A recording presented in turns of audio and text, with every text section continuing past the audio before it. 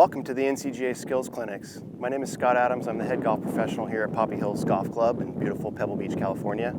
Today we're here to talk about putting and how we can eliminate 3 putts. Wish I could promise you can make every putt, but as we know, it is a hard game. So what we're really talking about today is 2 different things to help with consistency in your speed control and your alignment. First thing is most golfers aren't aware of what their dominant eye is. Every individual has one eye that is slightly stronger than the other. Having said that, we need to know what your dominant eye is because it will relate to ball position and setup in your putting.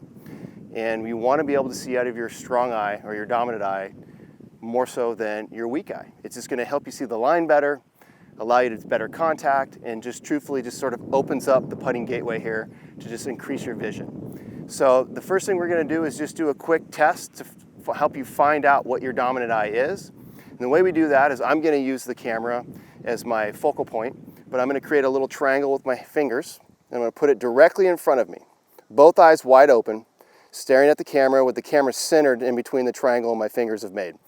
As I close my right eye, you want to take note of, does your object that you're centered on stay centered between your fingers or does it move out of the frame?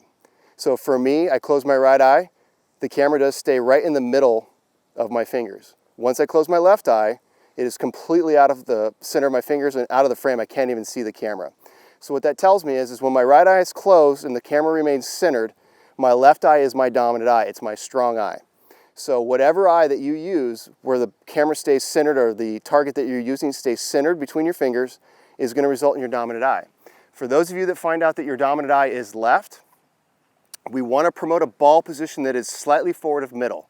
Again, being the lead eye, we want to move it up to align properly so the left eye is looking directly at your golf ball. Allows you to see it a little bit better. So for example, if I was a middle ball position putter and then took the dominant eye test and find out that my dominant eye is my left eye, I am going to move that 1 to 2 balls forward in my stance. Reason being, again, is we want to line it up with the dominant eye so we have a better line of sight, a little bit better vision. So again, standard setup with middle ball position will look something like this. With a right-handed player that is a left eye dominant, you're going to see the ball position shift, and now it's going to be slightly forward. That is a crucial element to good putting, is being able to see the golf ball as clear as possible out of the strongest eye that you have. That's going to allow you to just get more consistent. The next element in this is going to be distance control. And what we do here is we've got an alignment rod. For those of you that don't own one, you can actually go to Home Depot, pick up alignment rods there. They're actually snow indicators that you'll see on the side of the road, orange rods, and they're about $1.99 at Home Depot. You can pick them up for really cheap. They're great training aids and they do help for a lot of feedback. And so in this particular drill, we call it the alignment rod putting drill. And the goal with this is to put the alignment rod about 6 inches behind the cup that you're putting towards. And the alignment rod's there to indicate if you have the proper speed or not. The majority of golfers typically are going to notice that the alignment is pretty consistent, but speed can vary drastically. It's easy to get the ball towards the hole, but can you stop it within a foot or 2 of the hole to kind of create a stress-free 2-putt? The goal with this drill is to create that stress-free 2-putt. So as I would hit a putt, I'm looking at my target. The goal is to get the ball to just slightly roll over the top of the alignment rod. So as it comes to rest, it should be about 6 to 10 inches past the alignment rod. If you see your ball jumping over the alignment rod and still rolling another 10 feet, obviously we've got too much speed on the putt.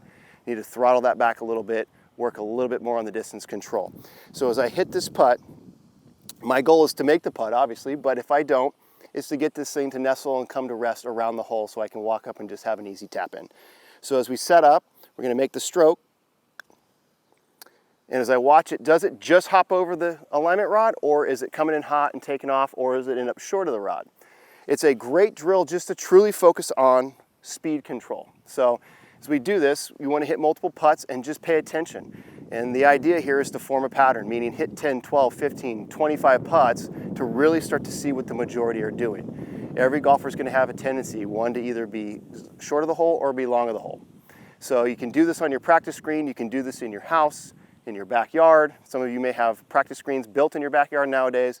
Great drill to help you with your distance control.